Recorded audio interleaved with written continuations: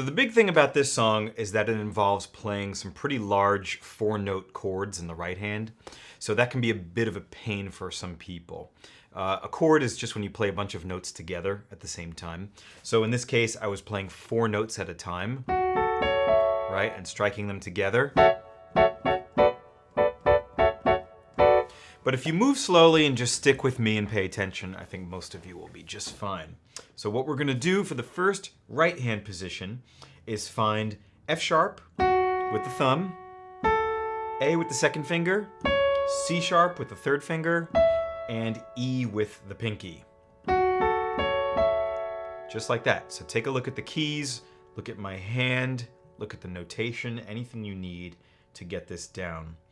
And the way this song is going to work is I'm going to show you a big position and a small position. And you're going to toggle between the big and the small. Check it out. Here's the big position that I just showed you.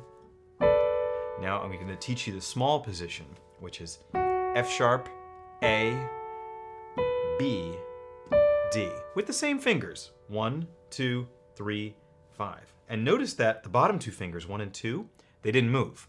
They still are on F sharp and A. So it's just the upper 2 fingers that came down as I'm showing you right now. So the big position, F sharp, A, C sharp, E. The little position, F sharp, A, B, D. It's slightly smaller. Why do we need a big and a small position? Well, because the song goes like this. Big, small, big, small, big, small.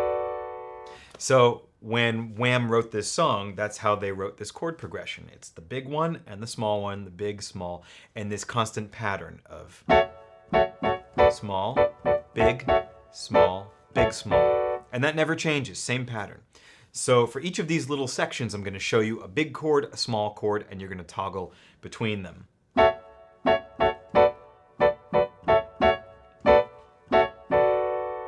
Like that. Okay? So the good news is that first little chord progression that I showed you, you do it twice. So that'll get you through about half of the song's main structure, which is pretty cool. Once you get that, you have to take your hand and move up, and I'm going to show you a whole new set of big and small chord positions. So here's the big one. B with the thumb, D with the index finger, F sharp with the third finger, pinky on A. Okay, this is the chord, so make sure you have it. Now, remember that, and I'm going to show you the small position.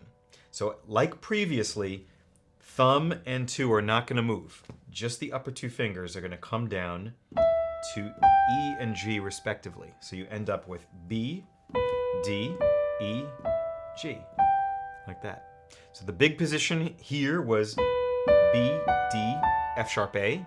The little position is B, D, E, G. And we're going to toggle back and forth again in that same pattern of big, big, big, small, small, small, big, big, small, big, small, which is the main sound of the song, right? Even as I just said that, you could probably recognize the song. So check it out.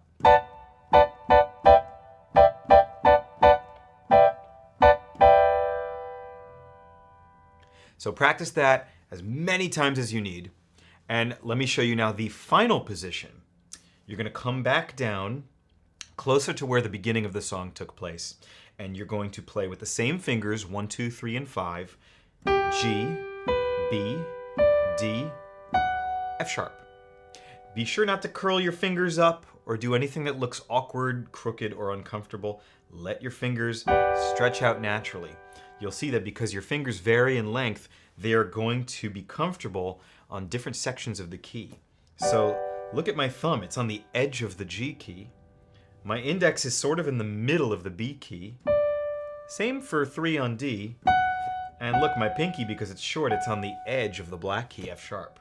So this is naturally how the hand sits. If you try to even it out, you end up twisting and doing all kinds of ridiculous things. So don't do that. Be comfortable. So again, G, B, D, F sharp. This is the big position. And like all the others, we're going to keep the index and thumb where they are on G and B and bring the upper 2 fingers down now to C sharp and E. and you get G, B, C sharp, E as a result. This is the little position. So big, G, B, D, F sharp. Little, G, B, C sharp, E, like that. So if we toggle back and forth,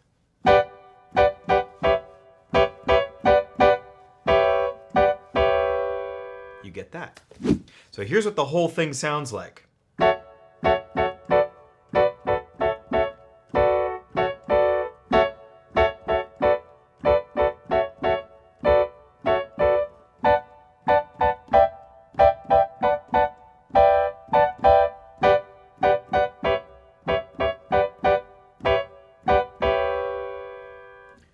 There you go. Now the left hand, by comparison, is way easier. You're going to find a D, and it can be anywhere. I don't really care which one you play, as long as you're lower than the right hand, obviously, right? So you're not doing this. And it's going to play an eighth note pattern. Eighth notes go like this. They're quick notes. So just try playing D like this. And you're going to play it 16 times. Or mentally, why don't you just count 4 groups of 4? That's easier. 1, 2, 3, 4. 1, 2, 3, 4. 1, 2, 3, 4. 1, 2, 3, 4. Now I'm playing this with the second finger because if I do that, the fourth finger naturally kind of hangs out over B, which is the next note. So do B 16 times.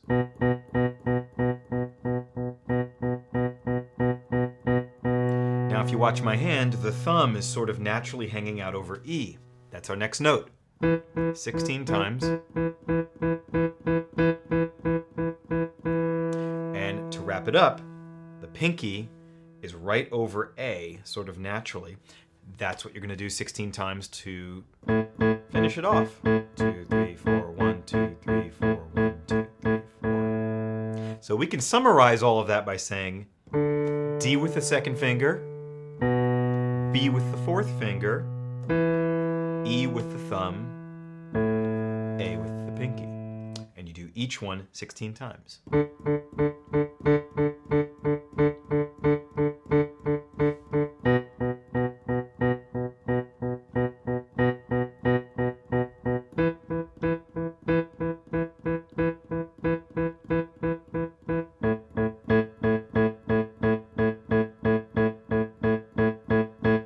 Okay, so how do we put these together? Well, the tricky thing here is that the left hand and right hand are not always going to play at the same time. What I mean by that is that the hands together do not sound like this.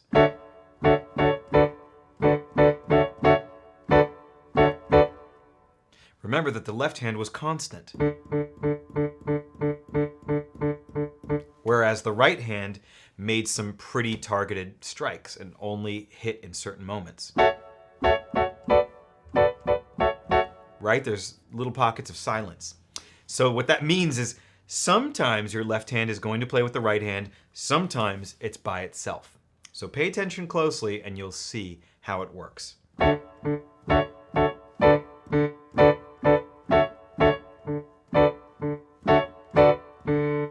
Right? So there are some moments where it's with the right hand, others where it is not. Okay, one more time. Here it is now really slow.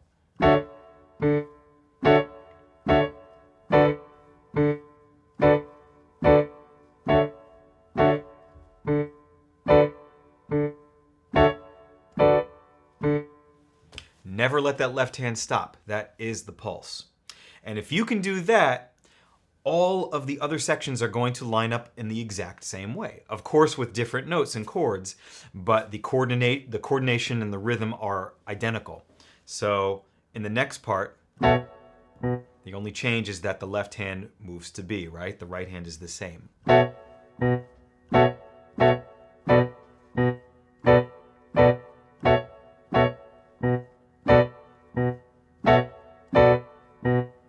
Third part.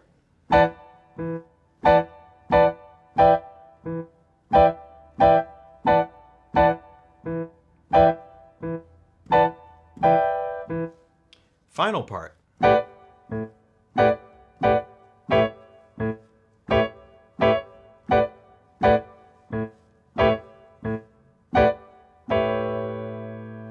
So they are all the same rhythmically with different notes.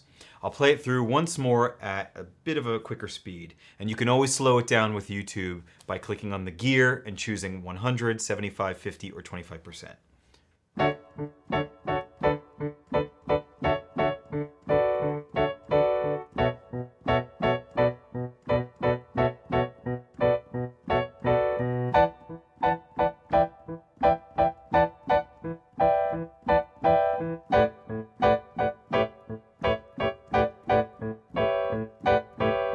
Okay guys, that's it for Last Christmas. Thank you so much for watching.